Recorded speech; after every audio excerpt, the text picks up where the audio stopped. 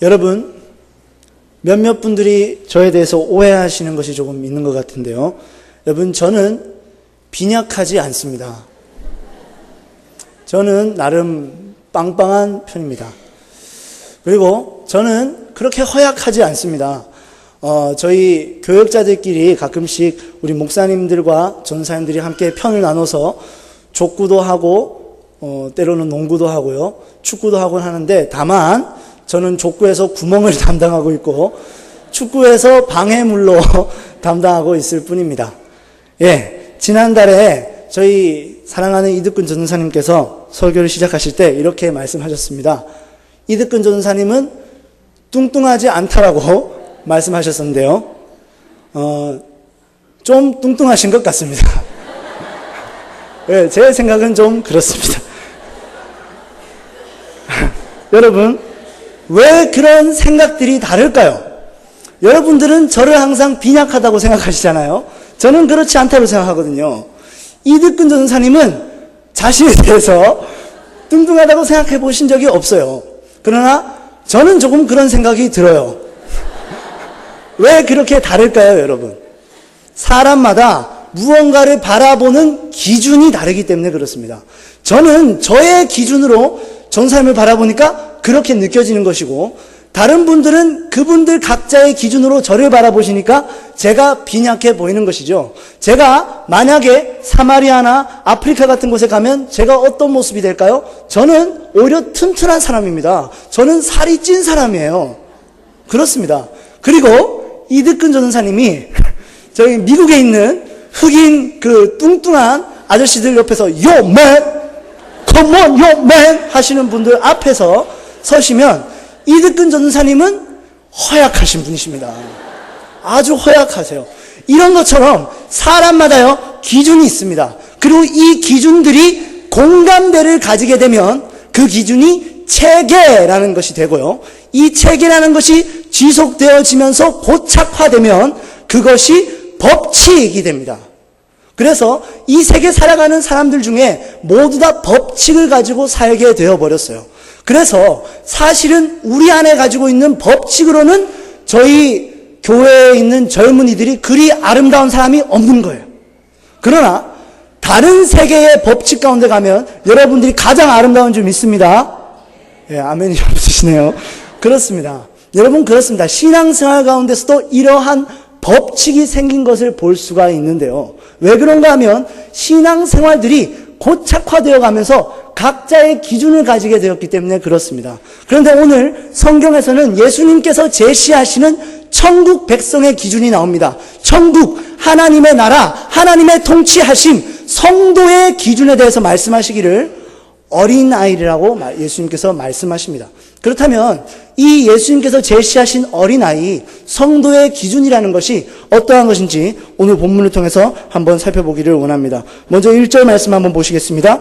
그때에 라고 말하고 있습니다. 그때에라는 말은 이미 그 전에 있는 내용을 전제로 하고 있죠. 그리고 제자들이 예수님께 나와서 이르되 천국에서는 누가 크니까 이렇게 물었습니다.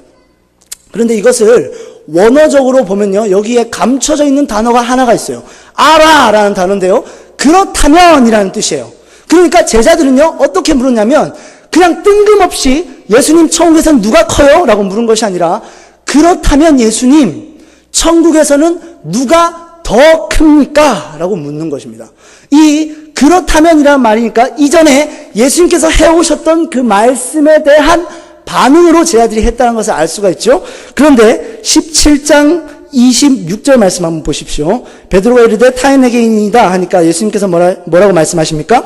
그렇다면 아들들은 세를 면하리라 이렇게 말씀하시죠. 그러니까 제자들은 이전에 있는 내용을 전제로 이 말을 하고 있는 거예요. 근데 예수님께서 하신 말씀이 뭐냐면 이렇게 베드로에게 물으신 것입니다.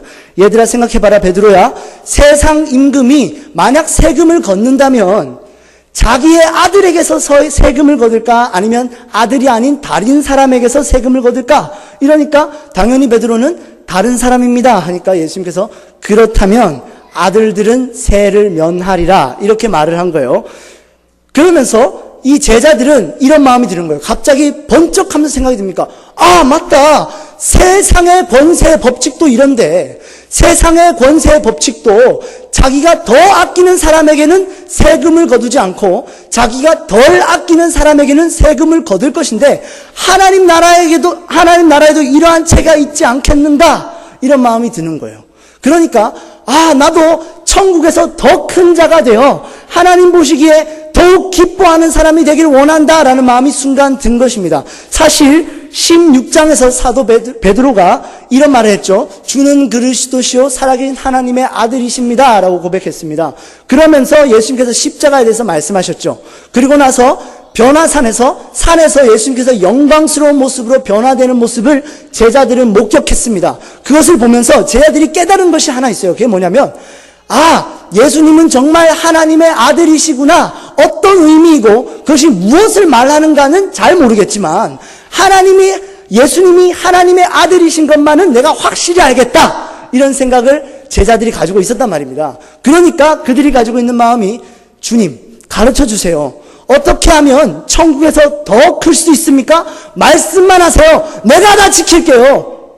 저는요, 주님, 배 팔고 주님을 따른 사람입니다. 저는 주님, 세리의 자리, 평생 돈을 많이 벌고 사람들에게 인정받을 수 있는 자리에서 떵떵거리면서 살 수 있는 자입니다. 그런데 제가 예수님을 위해서 버리고 주님을 따른 자입니다. 말씀만 하십시오. 제가 다 따르겠습니다.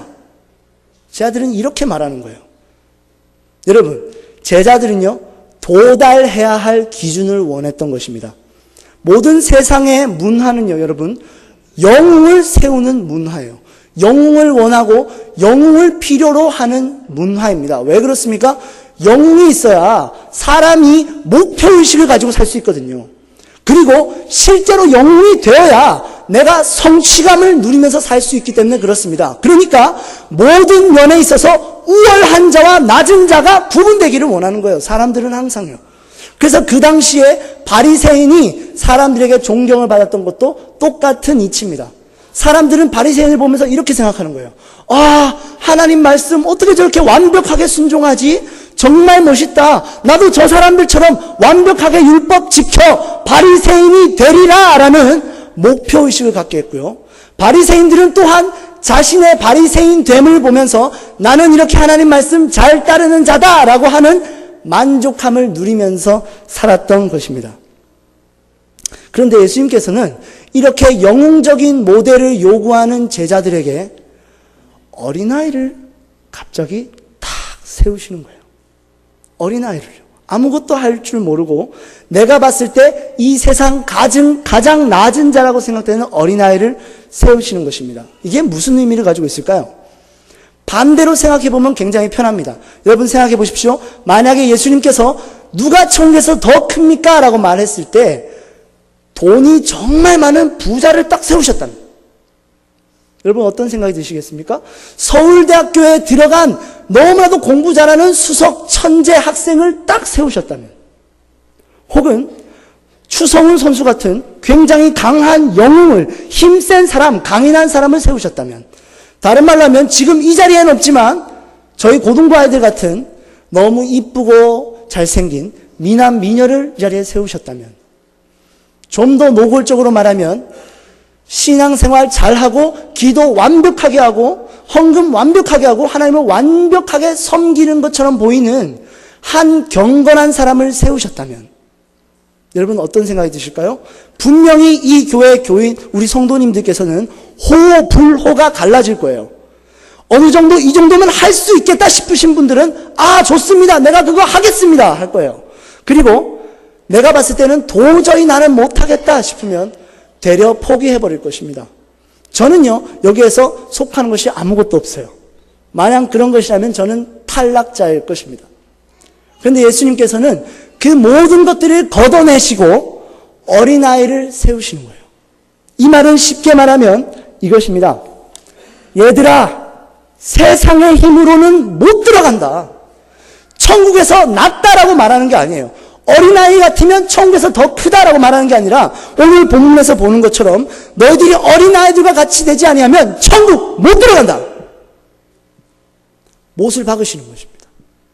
세상의 힘은 성도라는 하나님이 맡기신 그 귀하신 이름에 조금도 관여할 수 없음을 지금 예수님께서 보여주고 계신 거예요.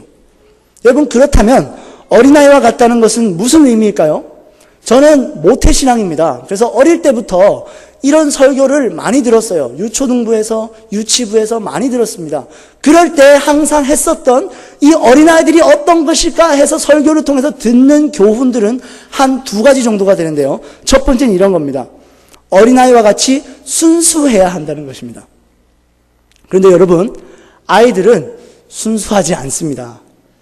아이들은 사악합니다.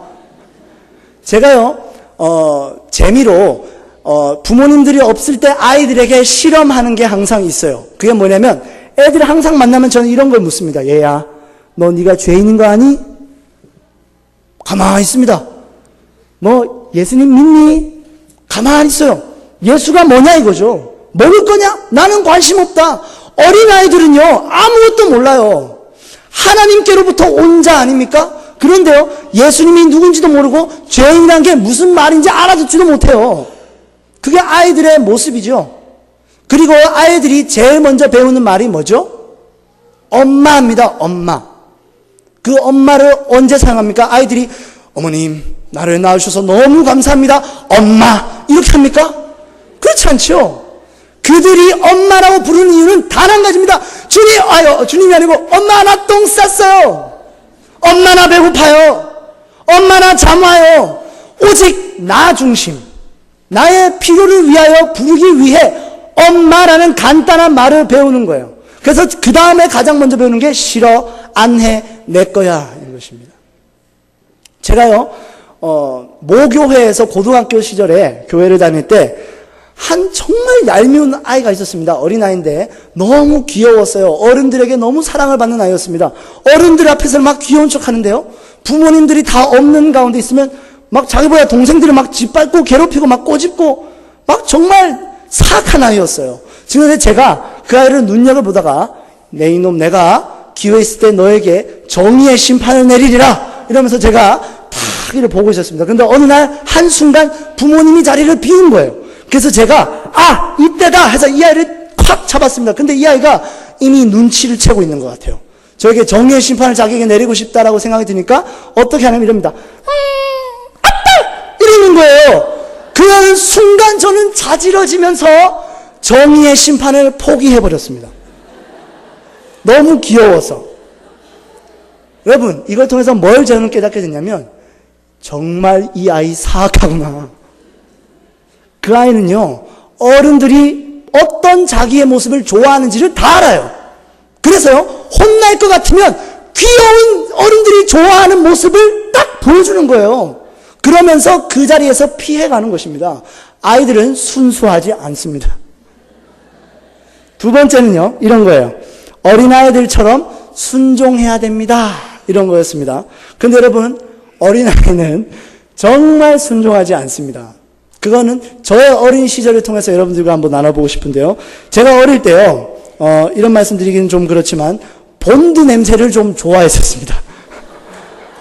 어릴 때 초등학교 때요, 본드 냄새를 너무 좋아했었어요. 그래서 어느 날 교회 가려고 하는데 가방에 몰래 교회 가서 예배 시간에 냄새 맡으려고 본드를 가방에 넣고 이제 메고 가는 거예요. 그런데 아버지께 그것이 포착돼서 걸린 거예요. 그래서 아버지께서 이렇게 물었습니다. 너 가져가지 마! 제가 어떻게 했을 것 같아요? 싫어! 안 해! 내가 가져갈 거야! 이랬어요. 그래서 아버지께서 너 이거 가지고 뭐 하려고? 저한테 물었어요. 제가 뭐라 그랬냐면 냄새 맡으려고 그랬습니다. 그러자 아버지께서 제게 이렇게 말씀하셨어요. 너 이거 냄새 맡으면 미쳐 임마! 그래서 제가 뭐라 그런지 아십니까? 난 미치고 싶어! 그랬습니다. 그 말을 한 즉시 저는 아버지께 너무 두들겨 맞아서 얼굴을 퉁퉁 불어서 울면서 교회 갔던 기억이 납니다. 여러분, 저는요, 아버지가 저에게 하신 명령이 저에게 유익한지 선한지에 대한 아무런 관심이 없어요. 그것이 아무리 나에게 유익하든지 간에 내가 원하지 않는 명령이면 안 듣습니다. 그것이 어린아이죠. 저의 모습이었어요. 그러니까 어린아이는 순종하지 않는다는 걸 제가 여러분께 말씀드리는 것입니다. 그러니까 제 말은 어린아이라는 것은 그에게서 얻어낼 행동의 모범을 말하는 게 아니라는 말입니다. 성경에서는 여러 가지 비유로 그리스도와 교회에 대하여 말씀하곤 합니다. 이런 것이 있죠. 남편 대신 그리스도와 신부 대신 신부된 교회. 그리고 포도나무 대신 예수님과 포도나무 가지가 된 교회. 그리고 머리가 된 예수님과 몸이 된 교회. 그리고 오늘 보는 것처럼 부모님과 아들, 부모님과 아이의 관계로 예수님과 교회의 관계를 표현하시곤 합니다. 왜 그런 걸까요? 그것은 교회가 온전히 예수님만을 의존하며 살아야 하는 존재라는 것을 말해주고 있는 것입니다. 신부는요, 아내는요, 남편이 없으면 안 돼요. 남편이 없으면 과부로서 자신의 대리인을 잃어버리는 것입니다. 그리고 아까 전에 말씀 안 드렸네요. 목자와 양의 관계로도 비유가 될 수 있죠. 양은요, 목자가 없으면 유리방황하다가 늑대에 의해 잡아먹힐 수밖에 없는 존재입니다. 몸은요, 머리가 없으면 그 자체로 이미 죽은 거예요. 그리고 포도나무 가지가 살아있는 포도나무에 붙어서 생존하지 아니하면 반드시 말라서 죽어버리고 맙니다. 아이도 마찬가지예요. 부모를 잃으면 살아갈 수 있는 소망이 없는 것입니다. 이러한 사실은 이전의 내용들을 살펴보므로 더 명확하게 알 수가 있는데요. 17장 1절에서 나오는 산에서 예수님께서 영광스러운 모습으로 변형된 사건도 그렇고, 또한 21절부터 죽으실 것과 다시 사실 것을 말씀하신 것, 그리고 24절부터 끝절까지 성전세를 내시는 모습도 그렇고, 이 사건은요, 지금 베드로에게 그 모든 예수님의 초점이 맞춰져 있다는 것을 알 수가 있습니다. 베드로는 지금 한 사람의 개인을 향해서 보여주는 것이 아니라 제자들 전체를 대표하여 베드로에게 예수님께서 지금 말씀하고 계신 겁니다. 16장에서 보면요, 유명한 베드로의 고백이 나오죠. 주는 그리스도시요 살아계신 하나님의 아들이십니다 라고 고백합니다. 그러자 예수님께서 이렇게 말씀하십니다. 그래, 맞다. 내가 그리스도야. 그리스도란 게 뭔지 이제 내가 설명해 줄게. 이러한 마음으로 내가 비로소 그때부터 예수님께서 십자가에서 돌아가실 것과 다시 사실 것을 말씀하셨다고 합니다. 근데 베드로가 어떻게 합니까? 성경에서 말하기를 항변하여 이르되, 항변했습니다. 예수님께. 예수님 안 됩니다. 예수님 죽으시면 안 됩니다. 예수님 아직도 우리에게 혹은 이 나라에게 하셔야 할 일들이 너무 많습니다. 제가 지켜드릴게요. 걱정하지 마세요. 주님이 절대 죽게 내버려 두지는 않겠습니다. 멋있지 않습니까? 근데요, 예수님께서 베드로에게 이렇게 말합니다. 사탄아, 넌 사탄이다. 너는 왜 하나님께서 너에게 해주실 일은 생각하지 않고 네가 할 일만 생각하니? 이렇게 꾸짖으셨죠. 그러니까 베드로가 그렇게 고백했던 것은 그 안에 자기 스스로의 열심으로 내가 예수님을 지켜드리겠다라고 하는 다짐이 있었던 거예요. 그래서 예수님께서 팔려가실 때 베드로가 칼을 뽑고 칼부림을 해서 말고의 귀를 잘랐지 않습니까? 그러한 베드로의 열심이 있었는데 예수님께서 그거에 대해서 브레이크를 거시는 것이에요. 그리고 그 다음에 나중에 믿음이 없는 제자들의 모습이 밝혀진 후에 다시 한번 예수님께서 예수님의 죽으심과 다시 사심을 말씀하십니다. 그런데 이제는 아까 전에는 베드로가 대들어서 혼났던 걸 제자들이 보니까 근심하면서 말은 안 하는 거예요. 그 다음에 일어나는 일이 바로 전에 있는 성전세를 내는 것에 대한 내용입니다. 24절부터 27절에 있는 내용인데요. 간단히 얘기하면 이런 것입니다. 반세겔을 받는 사람들이 베드로를 찾아오죠. 그래서 베드로에게 반세겔 달라고 합니다. 이 반세겔은 무엇인가 하면 성전세를 의미합니다. 우리 성경 본문 한 번만 찾아보도록 하겠습니다. 18장 말씀을 끼워두시고요. 출애굽기 30장 말씀을 잠깐 가보시겠습니다. 출애굽기 30장 12절부터 16절 말씀까지 한번 다 같이 찾아서 보도록 하겠습니다. 구약성경 128페이지입니다. 구약성경 128페이지 출애굽기 30장 12절부터 16절까지 한 목소리로 함께 읽도록 하겠습니다. 시작. 내가 이스라엘 자손의 수요를 조사할 때에 조사받은 각 사람은 그들을 계수할 때에 자기의 생명의 속전을 여호와께 드릴지니 이는 그들을 계수할 때에 그들 중에 질병이 없게 하려 함이라. 무릇 계수 중에 드는 자마다 성소의 세겔로 반세겔을 낼지니 한 세겔은 20게라라. 그 반세겔을 여호와께 드릴지며 계수 중에 드는 모든 자 곧 20살 이상 된 자가 여호와께 드리되 너희의 생명을 대속하기 위하여 여호와께 드릴 때에 부자라고 반세겔에서 더 내지 말고 가난한 자라고 덜 내지 말지며 너는 이스라엘 자손에게서 속전을 취하여 회막 봉사에 쓰라. 이것이 여호와 앞에서 이스라엘 자손의 기념이 되어서 너희의 생명을 대속하리라. 아멘.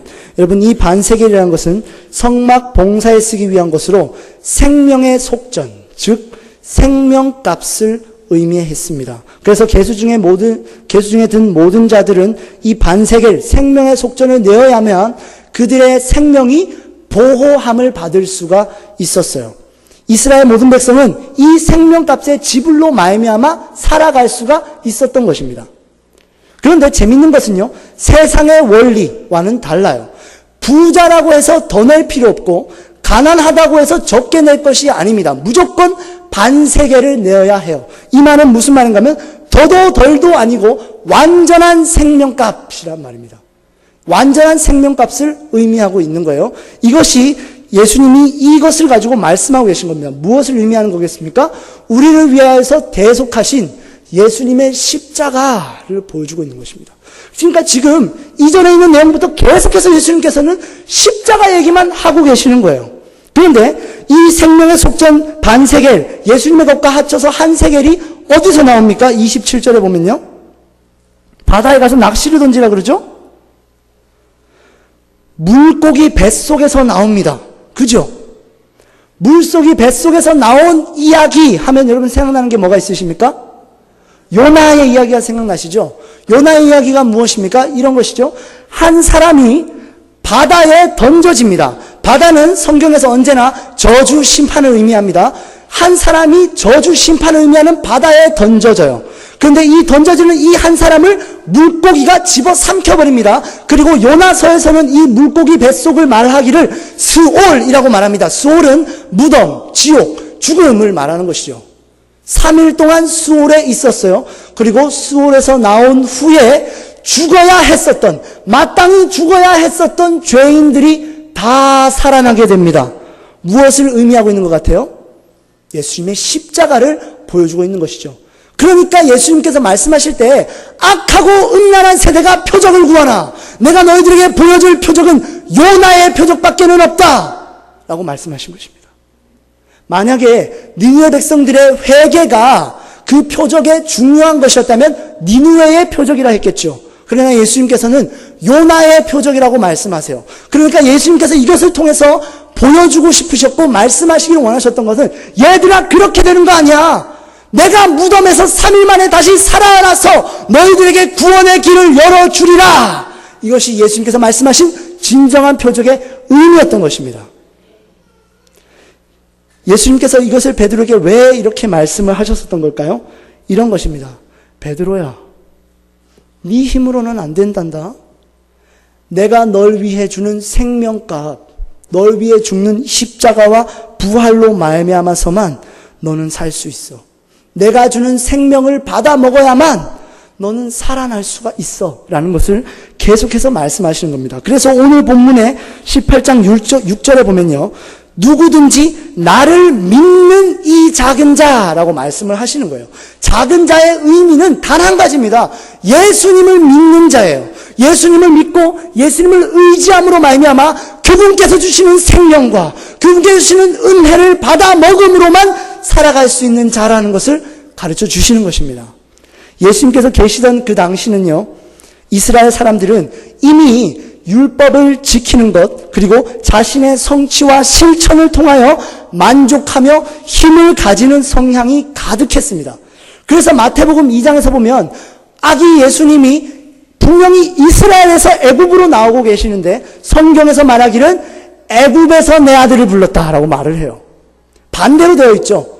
마태복음 2장 15절에 호세아 말씀을 인용하여 이 말씀이 성취됐다라고 말씀을 하시면서 이렇게 말씀하신단 말입니다. 분명히 이스라엘에서부터 예수님께서 애굽으로 가셨는데 성경은 정반대로 애굽에 있는 내 아들을 불렀다. 이렇게 성경은 말하고 있는 거예요.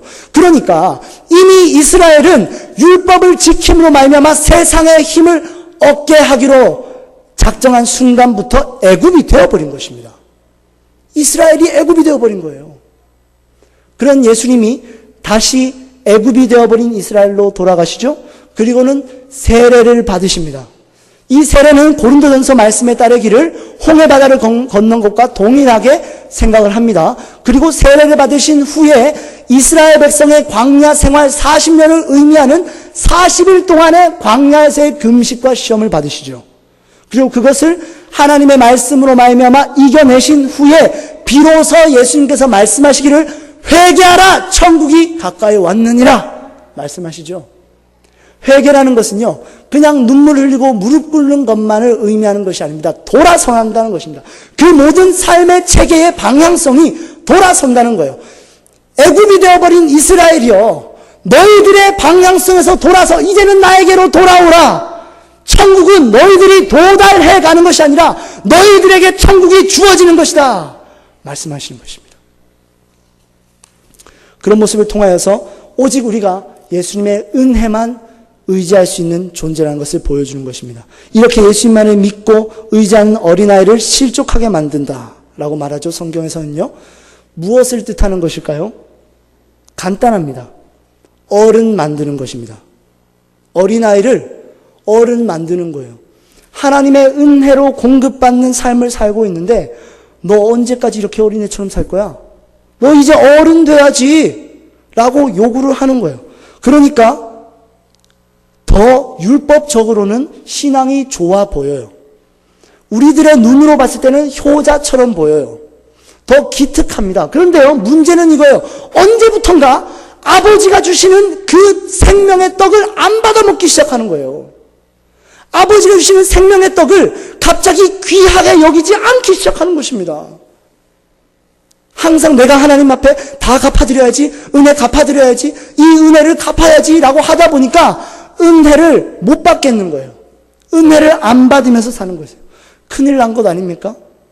이 영원히 은혜를 받아 먹으며 살아야 하는 어린아이가 그 은혜를 갚겠다고 몸부림치니 비극적인 일이 되어버린 것입니다.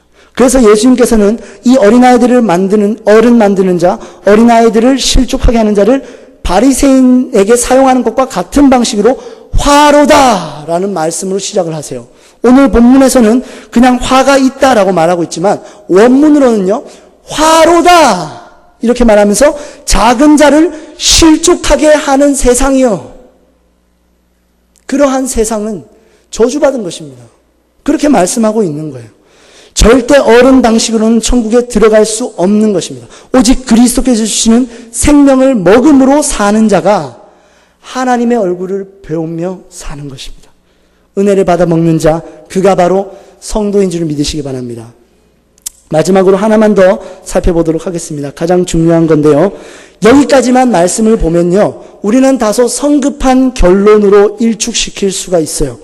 그래, 맞다. 천국은 낮은 자가 가는 거라 그랬지? 그러면 낮아져야 되겠다. 내가 낮아지자. 그래, 맞다. 천국은 세상의 힘은 못 들어간다 그랬지? 세상의 힘 내가 걷어내자. 이렇게 말할 수 있겠지만 오늘 본문은 천국에 합당한 사람이 되려면 우리가 어떻게 하면 되는가, 혹은 어린아이가 될 수 있는 방법은 무엇인가에 대해서는 일체 말해주시지 않습니다. 4절 말씀 한번 보도록 하겠습니다. 18장 4절 말씀입니다. 함께 읽겠습니다. 그러므로 누구든지 이 어린아이와 같이 자기를 낮추는 사람이 천국에서 큰 자니라. 여러분 잘 생각을 해보세요. 어린아이처럼 자기 자신을 낮춘다고 말합니다. 어린아이처럼 자기를 낮춘다는 게 어떤 말이죠, 여러분? 어린아이가 혹시 나는 그래 어린아이야 어려질 거야 이러면서 나 자신을 계속해서 자기가 일부러 낮춥니까? 그렇지 않죠. 어린아이는 그냥 내가 어린아이기 때문에 낮은 거예요. 원래부터가 내가 어린아이예요. 그렇기 때문에 낮출 필요가 없어요. 원래 낮기 때문에. 그러니까 여기서 지금 말하는 것은, 예수님께서 제자들에게 말하는 건 어린아이가 되도록 노력해라가 아니라 너희는 어린아이야. 왜 그걸 모르고 있니? 너희들이 내가 말하는 그 어린아이야. 이것을 우리에게 말씀하고 계신 것입니다. 신앙생활은요, 그런 면에서 내가 어떤 것을 이루어내느냐가 아니고 내가 어떠한 사람이 되느냐가 아닙니다. 다만 내가 얼마나 자격 없는 자이며 이 자격 없는 자에게 주어진 은혜와 그 생명이 얼마나 귀중하며 존귀하며 아름다우며 위대한 것인가를 날마다 더 알아가는 것입니다. 그것이 바로 신앙생활이에요. 사도 바울도 동일한 신앙 고백을 드렸는데요. 저는 사도 바울이 쓴 서신서를 보다가 보면 자기 자신에 대해서 소개하는 말들이 있는데 이것이 점점 더 변하는 것들을 발견할 수가 있었어요. 한번 다 같이 찾아보기를 원합니다. 고린도전서 15장 9절에서 10절입니다. 한번 찾아보시겠습니다. 고린도전서 15장 9절 10절 말씀입니다. 신약성경 282페이지입니다. 신약성경 282페이지 고린도전서 15장 9절 10절 말씀입니다. 찾으셨으면 한 목소리로 읽도록 하겠습니다. 나는 사도 중에 가장 작은 자라. 나는 하나님의 교회를 박해하였으므로 사도라 칭함받기를 감당하지 못할 자니라. 그러나 내가 나된 것은 하나님의 은혜로 된 것이니 내게 주신 그의 은혜가 헛되지 아니하여 내가 모든 사도보다 더 많이 수고하였으나 내가 한 것이 아니요 오직 나와 함께 하신 하나님의 은혜로라. 사도 바울이 그렇게 다른 사도보다 헌신하였어요. 그런데 그는 자신에 대해서 소개하기를 나는 사도라 칭함받을 자격이 없는 자입니다. 나는 자격이 없는 자예요. 사도 중에서 가장 낮은 자입니다. 이런 고백을 합니다. 이 고린도전서를 쓴 시기는 사도 바울이 제3차 전도 여행을 하고 있을 때 에베소에서 쓴 편지로였어요. AD 55년경에 쓴 것이에요. 그때 그는 고백하기를 나는 사도 중에 가장 낮은 자입니다. 이렇게 고백하는 것입니다. 본문 하나 더 찾아보겠습니다. 에베소서 3장 8절 9절 말씀입니다. 신약성경 312페이지입니다. 에베소서 3장 8절 9절 말씀입니다. 312페이지입니다. 찾으셨으면 함께 읽도록 하겠습니다. 시작. 모든 성도 중에 지극히 작은 자보다 더 작은 나에게 이 은혜를 주신 것은 측량할 수 없는 그리스도의 풍성함을 이방인에게 전하게 하시고 영원부터 만물을 창조하신 하나님 속에 감춰졌던 비밀의 경륜이 어떠한 것을 드러내게 하려 하심이라. 아멘. 이 에베소서는요, 사도 바울이 로마 감옥에 갇혀 있을 당시 AD 61년경에 쓰여진 편지입니다. 그러니까 고린도전서가 쓰여진 후 6년 후에 쓰여진 책이에요. 근데 그는 자신에 대해서 고백하기를 그 전에는 사도 중에 가장 작은 자라고 했는데요. 지금 여기서는 성도 중에 지극히 작은 자보다 더 작은 자. 나 자신. 나는 성도 중에 가장 작은 자보다 더 작은 자입니다. 사도 바울은 자신을 그렇게 이해했던 거예요. 본문을 마지막으로 하나만 더 찾아보도록 하겠습니다. 디모데전서 1장 15절 말씀입니다. 337페이지입니다. 디모데전서 1장 15절 말씀입니다. 337페이지 1장 15절 한 절만 함께 읽어보도록 하겠습니다. 시작. 미쁘다 모든 사람이 받을 만한 이 말이요 그리스도 예수께서 죄인을 구원하시려고 세상에 임하셨다 하였도다. 죄인 중에 내가 괴순이라. 아멘. 여러분 베드로가 이렇게 고백하는 건 미쁘다 이 말이요. 너무나도 신실한 말이 하나 있다 디모데야. 주님은 죄인을 위해서 오셨단다. 내가 죄인 중에 괴수다라고 고백하는 거죠. 어떻게 여러분 이런 일이 있을 수가 있죠? 세월이 가면 갈수록 사도 바울은 고난을 훨씬 더 많이 받았고 훨씬 더 교회를 위하여 이방인들에게 복음을 전하는 사역을 잘 감당했고 열심으로 감당했던 사람이에요. 그런데 그는 자신의 했던 행적들은 기억하지 못하고 오직 하나 하나님이 은혜로 나를 불러주셨는데 내가 어떠한 자인가가 날마다 더 낮아지는 거예요. 처음에는 사도 중에 가장 낮은 자라고 생각했던 자가 성도 중에 지극히 작은 자보다 더 낮은 자라고 이해하기 시작하고 마지막에는 죄인 중에 괴수. 이것은 과거가 아닙니다. 현재 진행형입니다. 나는 지금 계속해서 죄인 중에 괴수입니다. 라고 고백하는 것입니다. 성도의 삶은 이렇게 날마다 나 자신을 바라볼 때에 내려가는 삶으로 만들어져 가는 것입니다. 예전에 과거에 사역할 때 저에게 배웠던 제자에게서 예전에 한번 연락이 와서요. 이야기를 하다가 제가 이런 문자를 보냈어요. 그래 얘야, 날마다 자기를 부인하고 예수님의 은혜를 의지하면서 살아라. 라고 이렇게 문자를 보냈어요. 그러니까 이 아이가 신앙생활 열심히 한 아이였는데요. 저한테 이렇게 보내더라고요. 네, 전도사님, 유유, 이건 우는 모습입니다. 네, 전도사님, 유유, 힘들겠지만 노력해 볼게요. 이렇게 하는 거예요. 이쁘지 않습니까? 너무 이쁘잖아요. 근데 제가 그 아이의 모든 말에 찬물을 끼얹었어요. 뭐라고 제가 문자를 보냈냐면, 넌 자기 부인이 뭔지 잘 모르는 것 같다. 너 자기 부인이 뭔지 모르는구나. 여러분, 자기 부인이라는 단어는 다른 종교에서 사용하는 자기 부인과는 조금 다릅니다. 우리 교회가 사용하는 자기 부인은 다른 의미예요. 다른 종교에서 말하는 금욕적이며 헌신적인 절제와 노력을 말하는 것이 아닙니다.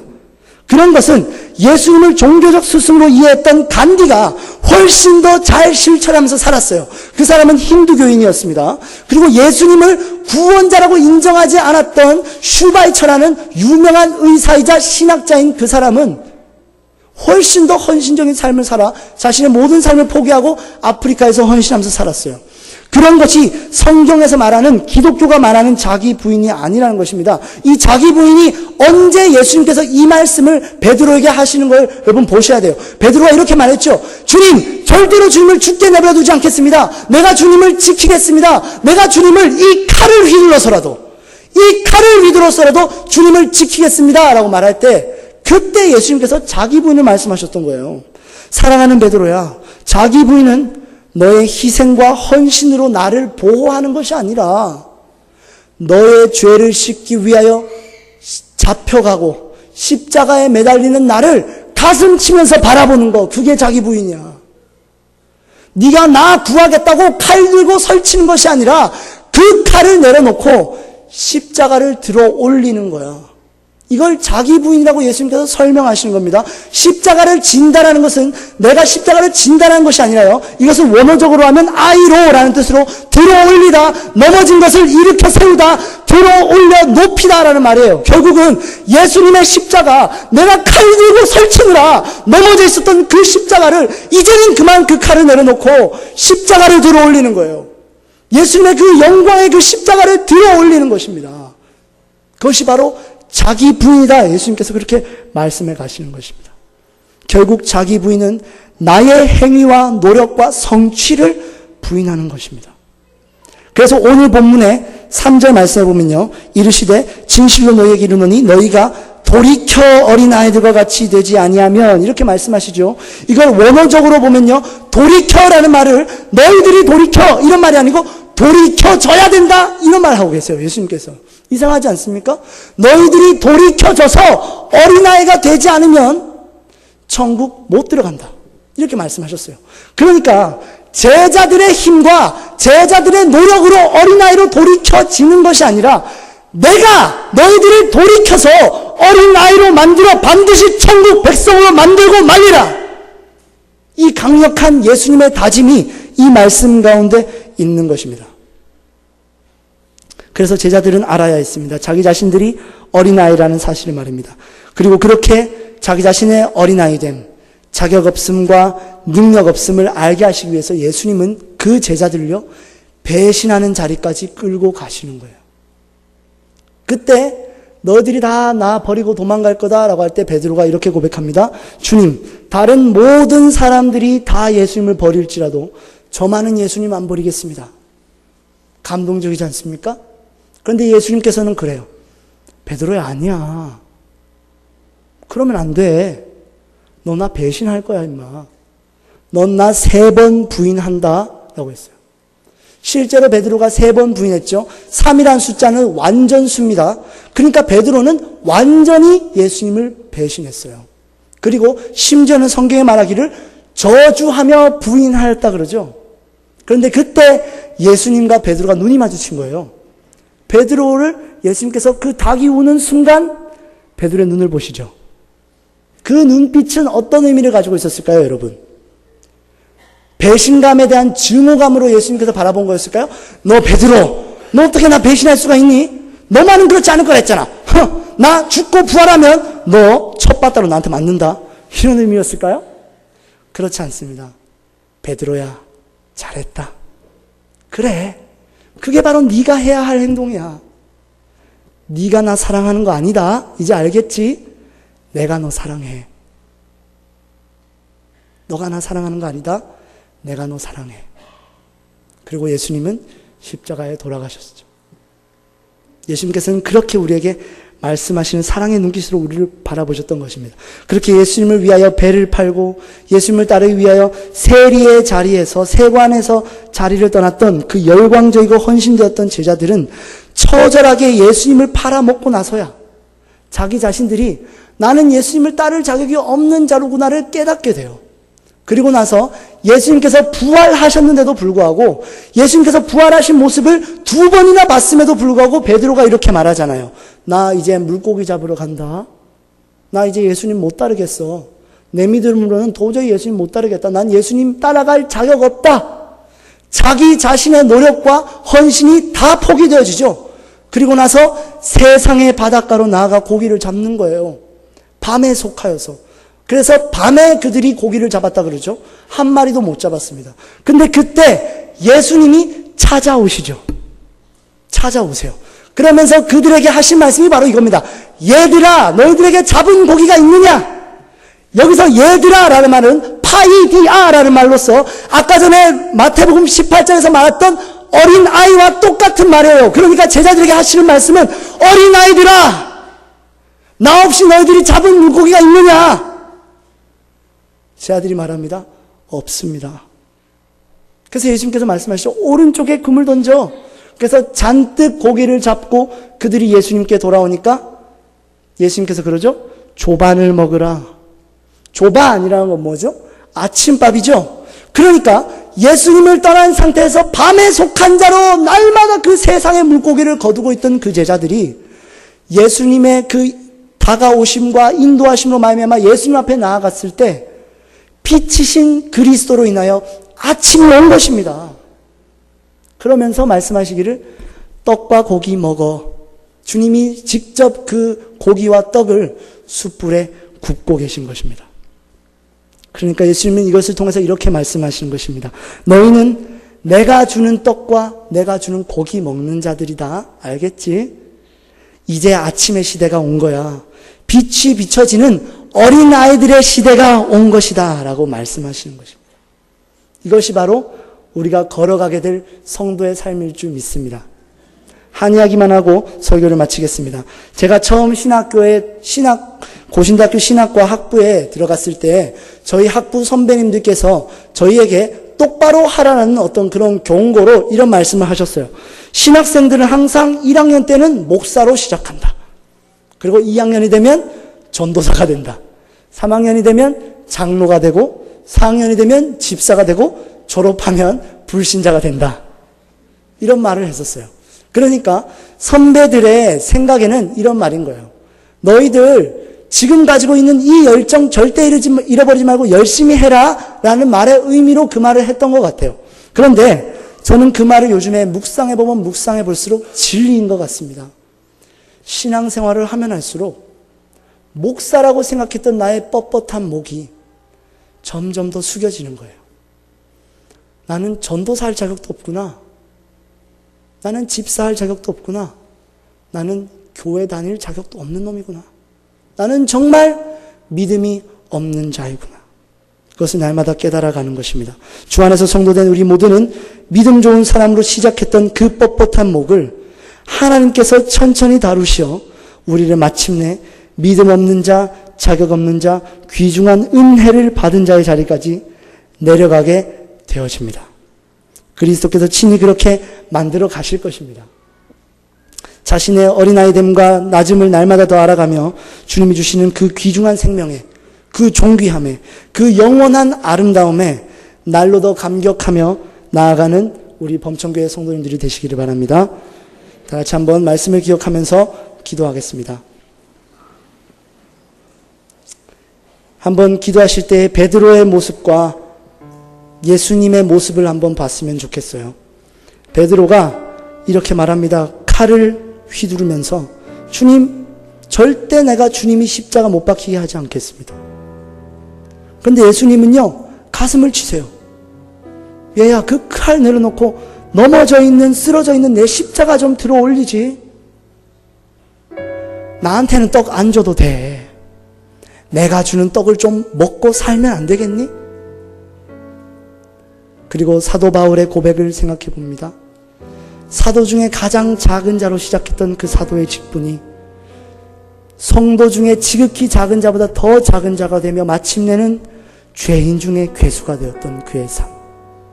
되돌아보기를 원합니다. 그래서 우리가 이 시간에 기도할 때 주님, 내가 들고 휘두르고 있는 이 칼을 내려놓기를 원합니다. 이제는 더 이상 어린아이라는 사실에 기분 나빠하지 않고 어린아이라는 사실에 열등감 느끼지 않고 주님이 내게 떡 주심, 주님이 내게 생명 주심으로 말미암아 감사하며 감격하며 살아가는 앞으로의 우리의 인생길 되게 하여 주옵소서. 또 한 가지 기도할 것은 이것입니다. 하나님, 내 노력으로 이것을 할 수 없음을 압니다. 주님께서 다짐하셨던 것처럼 나를 어린아이로 돌이켜 어린아이로 만들어 가시는 삶을 날마다 인도하여 주옵소서. 그러한 마음으로 두 가지 제목 가지고 다 같이 기도하도록 하겠습니다. 기도하겠습니다. 하나님, 감사합니다. 너무나도 믿음이 없고 연약한 자들이 하나님 앞에서 기준 잡아 세상의 기준으로 삼아 날마다 하나님을 더 기쁘시게 하기 위하여 노력해왔고 하나님을 더욱더 높여드리기 원하는 마음을 가지고 뛰어들었었습니다. 그러나 이 시간 다시 한 번 더 주님의 은혜를 기억할 때 주님이 주시는 떡과 고기를 받아 먹음으로 말미암아 살아남는 주님의 성도의 삶 살게 하여 주시옵소서. 주님의 영광